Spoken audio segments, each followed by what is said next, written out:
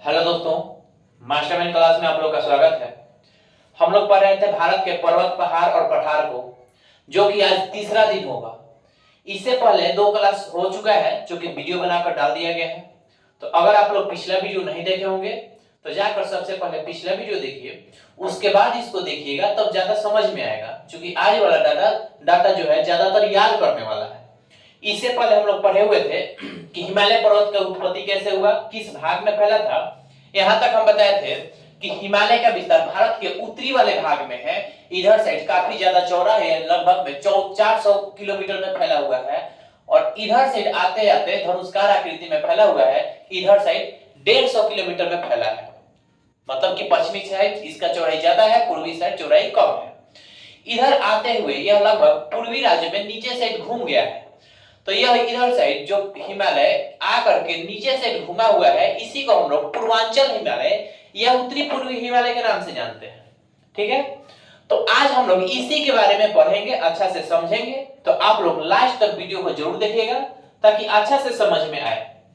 ठीक है, तो चलिए स्टार्ट करते हैं। अभी पढ़े थे कि हिमालय का विस्तार भारत के उत्तरी वाले भाग में है। यह धनुष्कार आकृति में फैला हुआ है। यह लगभग 2400 किलोमीटर में फैला है। पश्चिमी साइड ज्यादा चौड़ा है, पूर्वी साइड कम चौड़ा है।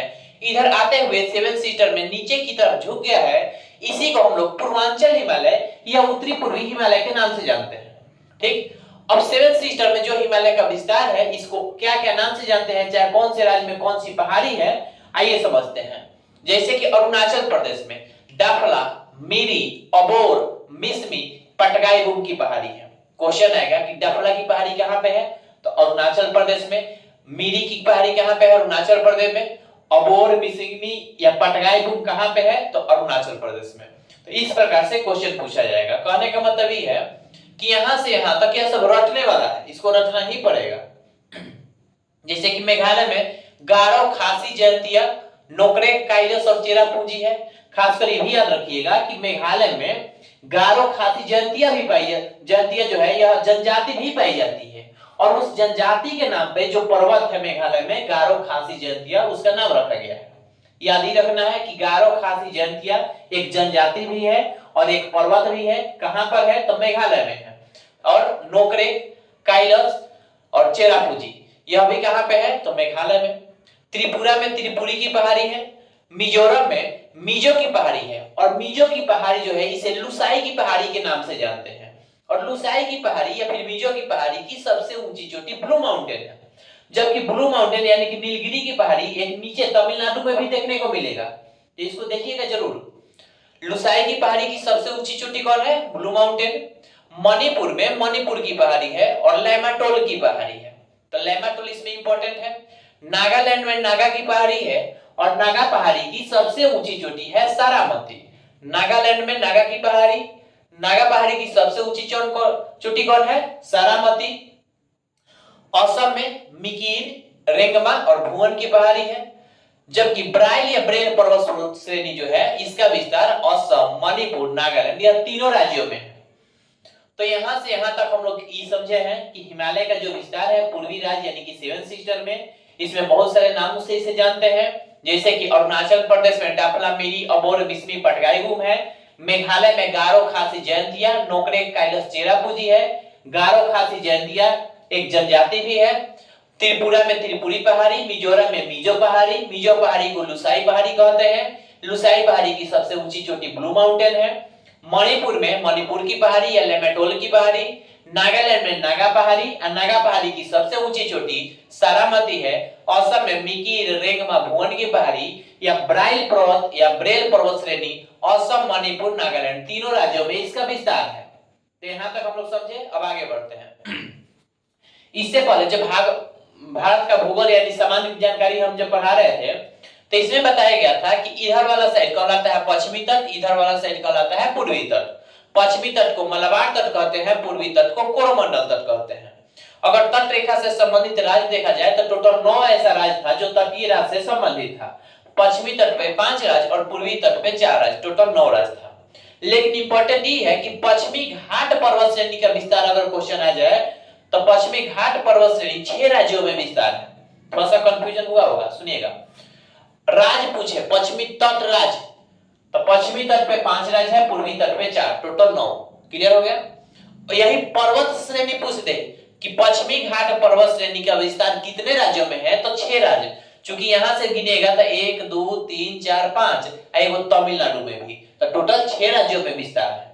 ठीक। और पश्चिमी घाट पर्वत श्रेणी की औसत ऊंचाई लगभग 1500 मीटर है, और यह वाला इलाका जैव विविधता के लिए फेमस है। जैव विविधता के लिए फेमस है, वैसा जगह जहां पे पेड़ पौधे पशु पक्षी सब चीज लगभग पाए जाते हैं, वह इलाका जैव विविधता कहलाता है। वह काफी अच्छा माना जाता है पर्यावरण की दृष्टि से। तो पश्चिमी घाट याद रखिएगा, 4 ऐसा जगह है जो जैव विविधता के लिए फेमस है। पश्चिमी घाट, एक होता है 7 सीस्टर यानी पूर्वी राज, इधर पड़ता है अंडमान निकोबार द्वीप समूह, और लक्षद्वीप इधर ही पड़ता है।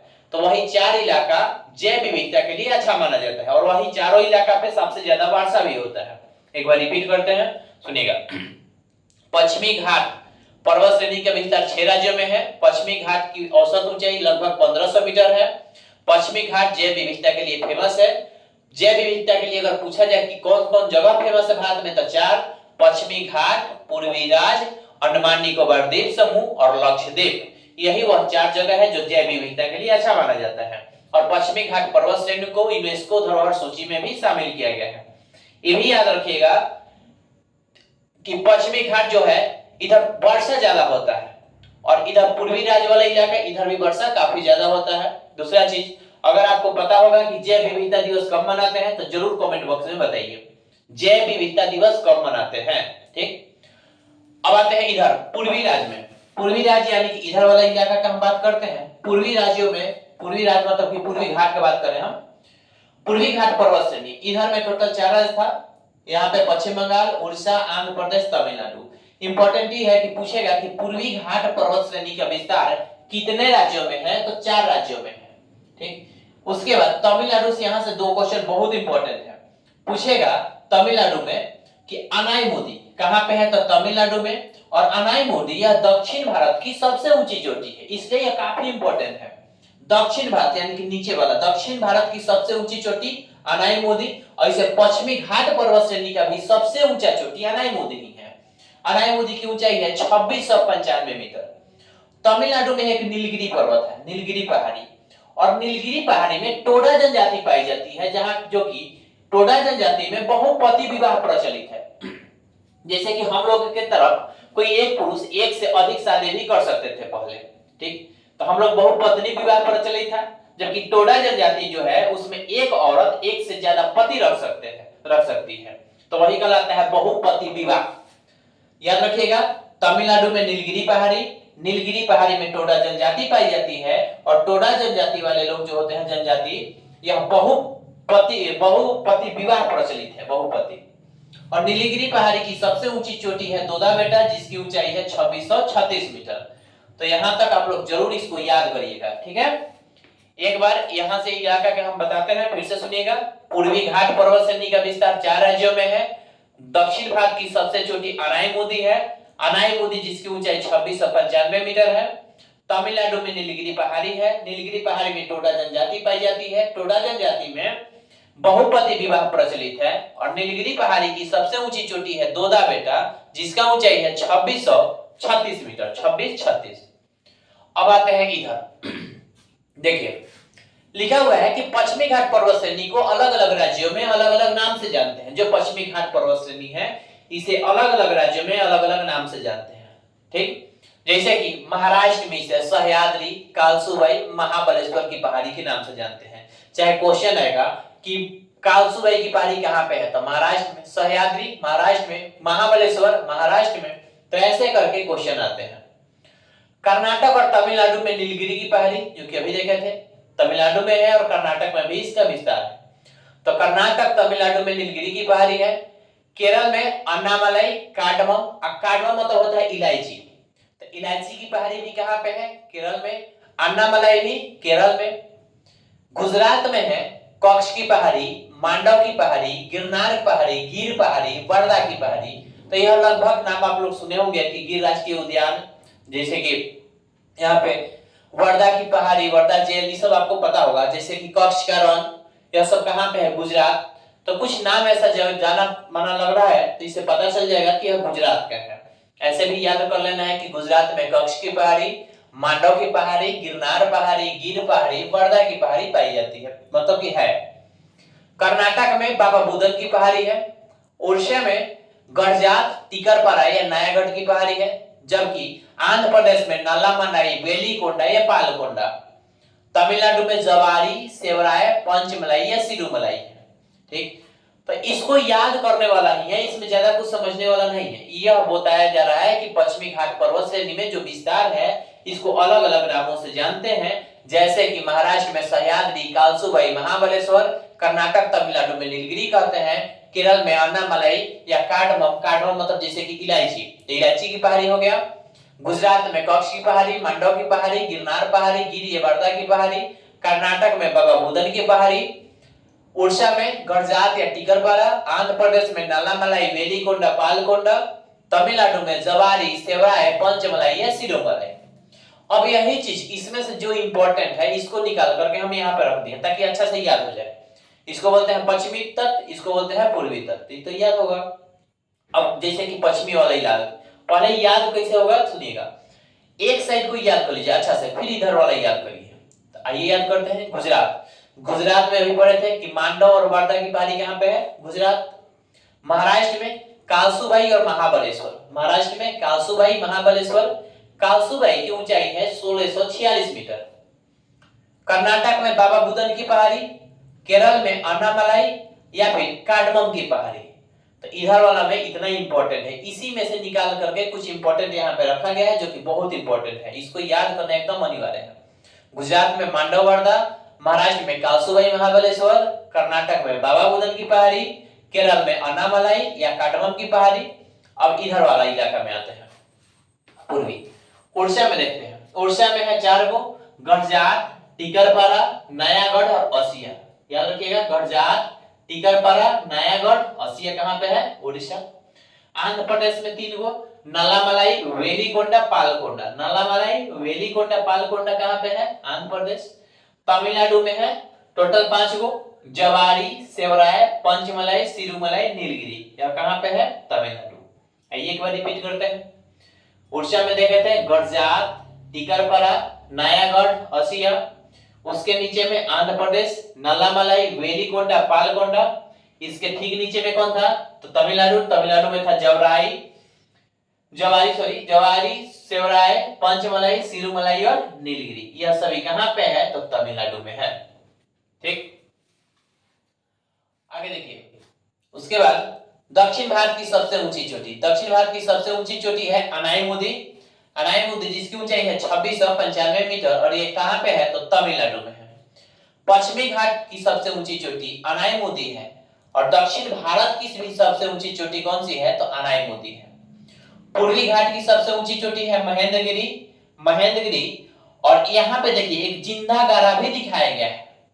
यहाँ वाला इलाका फिर से समझते हैं, क्वेश्चन आएगा कि दक्षिण भारत यानी नीचे वाला की सबसे ऊंची चोटी क्या है, तो अनाईमुदी। ऊंचाई बताइए 2695, कहां पर है, तमिलनाडु। या फिर पश्चिमी घाट पर्वत श्रेणी का भी सबसे ऊंचा चोटी क्या होगा, अनाईमुदी। जैसे कि यहाँ बताए थे पश्चिमी घाट पर्वत श्रेणी का विस्तार 6 राज्यों में है, 5 इधर तमिलनाडु। तो इधर का सबसे बड़ा ऊंचाई वाला कौन है, अनाईमुदी। इसलिए पश्चिमी घाट पर्वत श्रेणी का भी ऊंचाई सबसे बड़ा ऊंचा कौन है, तो अनाईमुदी। दक्षिण भारत का भी सबसे ऊंचा कौन सा है, अनाईमुदी ही है। अब आते हैं इधर वाला, पूर्वी वाला। तो पूर्वी घाट पर्वत श्रेणी में देखा जाता है तो पूर्वी घाट की सबसे ऊंची चोटी है आपका महेंद्रगिरी या फिर जिंदागारा।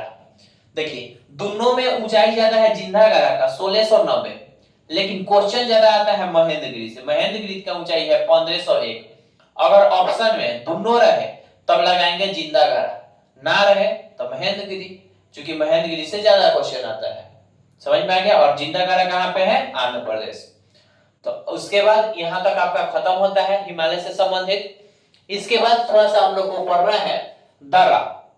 तो दर्रा को यहाँ पे हम लिख दिए हैं, थोड़ा सा मैप के माध्यम से अगर याद किया जाए तो अच्छा से याद होता है। तो आइए समझते हैं दर्रा को। दर्रा सबसे पहले किसे कहते हैं, तो यहाँ पे देखिए फिगर थोड़ा सा बनाया गया है। ठीक है, दर्रा, दो पहाड़ों के बीच में संकरे रास्ते को दर्रा कहते हैं। दो पहाड़ के बीच में कुछ रास्ता होता है जहां से एक पहाड़ी से दूसरी पहाड़ी तक जा सकते हैं, चाहे एक स्थान से दूसरे स्थान तक हम लोग जा सकते हैं पहाड़ी वाले इलाका में, उसको कहते हैं दर्रा, जो कि यहाँ पे लिखा हुआ है। इसको याद एक मैप के माध्यम से किया जाएगा ना तो बहुत सारा क्वेश्चन बन जाएगा, जैसे कि कौन कहां पे जोड़ता है। पहले होता था कि कौन सा दर्रा किस राज्य में है, उतना याद कर लीजिए काफी हो गया। आजकल क्वेश्चन ये पूछ रहा है कि कौन सा दर्रा किस राज्य को जोड़ता है, ठीक है।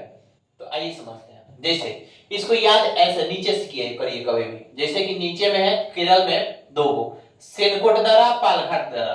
केरल में दो गो सेनकोट, पालघाट। जितना बोले है उतना पहले सुनिए, बाद में इसको फिर से रिपीट करेंगे। इसके बाद महाराष्ट्र में दो गो थालघाट, भोरघाट। महाराष्ट्र में दो गो थालघाट, भोरघाट। मध्य प्रदेश में बुरहानपुर दर्रा, मध्य प्रदेश में बुरहानपुर दर्रा। यहाँ पे मणिपुर में तुजू दर्रा, मणिपुर में तुजू दर्रा। यहाँ पे अरुणाचल प्रदेश है, अरुणाचल प्रदेश में तीन गो है, बोमडिला, यांगयप, दीपू। बोमडिला, यांगयप, दीपू कहाँ पे है तो अरुणाचल प्रदेश में है। इसके बाद यहाँ पे सिक्किम है, सिक्किम में नाथुला जयलेपला, सिक्किम में नाथुला जयलेपला। आइए एक बार रिपीट करते हैं। हम लोग पढ़े केरल में दो गो सेनकोट दर्रा, पालघाट दर्रा। महाराष्ट्र में दो गो थालघाट, भोरघाट। मध्य प्रदेश में एक गो बुरहानपुर दर्रा। मणिपुर में तुजू दर्रा। अरुणाचल प्रदेश में तीन गो बोमडिला, यांगयप या दीपू दर्रा। हो गया। यहाँ पे सिक्किम में पढ़ रहे थे दो गो नाथुला जयलेपला कहाँ पे है, सिक्किम। उसके बाद ऊपर में चलिएगा तो उत्तराखंड है, यूके माने उत्तराखंड। उत्तराखंड में तीन गो है, लिपुलेख, माना, नीति। लिपुलेख, माना, नीति कहां पे है तो उत्तराखंड में है। ठीक ऊपर में हिमाचल प्रदेश पड़ता है, हिमाचल प्रदेश में भी है, जैसे कि बारालाचा दर्रा, सिपकिला दर्रा और रोहतांग दर्रा। यहाँ पे रोहतांग दर्रा लिखा हुआ है। हिमाचल प्रदेश में बारालाचा, सिपकिला और रोहतांग दर्रा। हो गया। अब ठीक ऊपर में चला जाए तो सबसे ऊपर में है लद्दाख, यहाँ पे काराकोरम दर्रा है। और काराकोरम दर्रा भारत में स्थित सबसे ऊंचाई पर स्थित दर्रा है।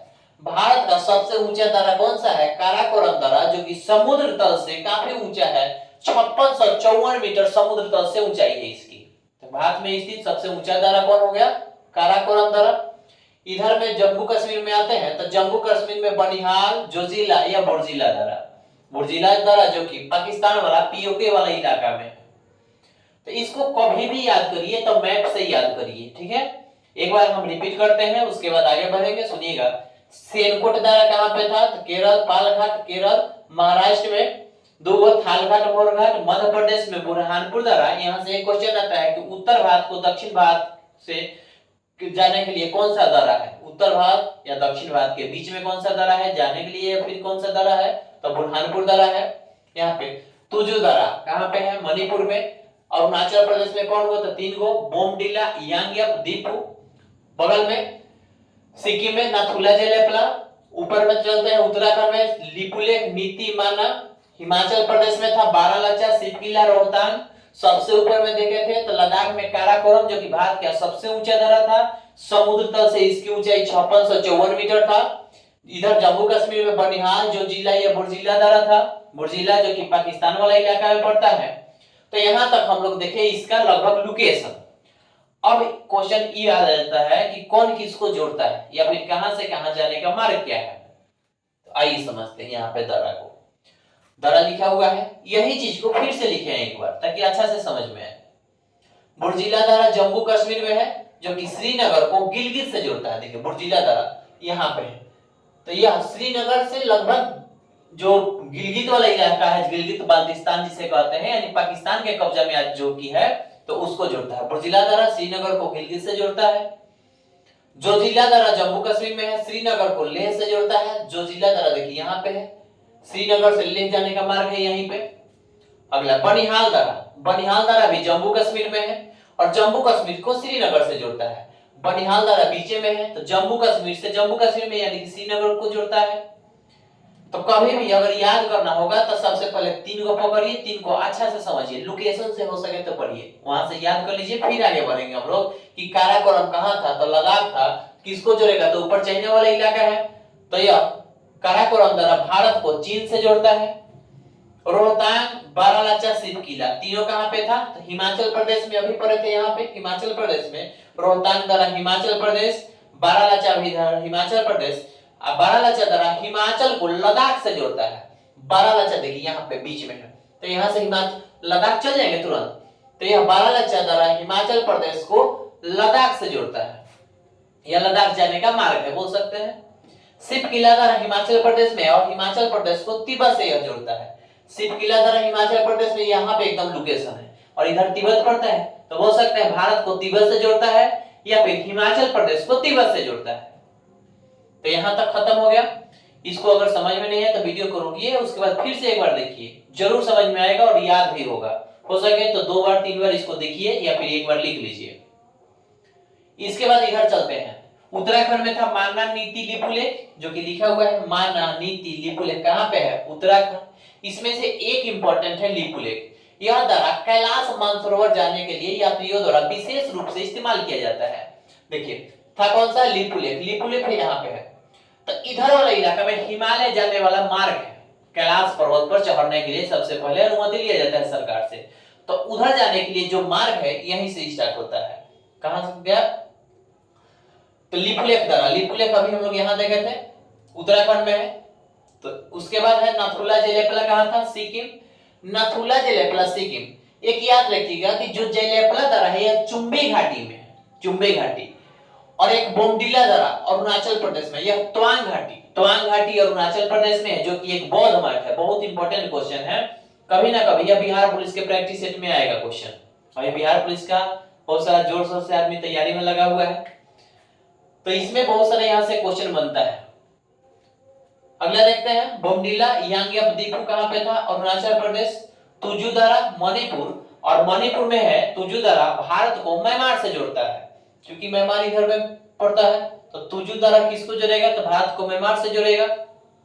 अगला है थालघाट भोरघाट, महाराष्ट्र में है। जो थालघाट है मुंबई को नासिक से जोड़ता है, थालघाट मुंबई को नासिक से जोड़ता है, जबकि भोरघाट मुंबई को पुणे से जोड़ता है। भोरघाट मुंबई को पुणे से जोड़ देता है। और लास्ट बचा आपका सेनकोना घाट, केरल में पड़ता है, यह तिरुवनंतपुरम को मदुरई से जोड़ता है। सेनकोना घाट तिरुवनंतपुरम को यहाँ पे मदुरई से जोड़ता है। मदुरई इधर पड़ता है तमिलनाडु वाला क्षेत्र में। और पालघाट जो है, पालघाट याद रखिएगा कि केरल में है, कोयम्बटूर को केरल से जोड़ता है। पालघाट यहाँ पे है, कोयम्बटूर को केरल यानी कि कोची से जोड़ता है, याद रखना है, कोयम्बटूर को कोची से। तो यहाँ तक आपका दर्रा खत्म होता है।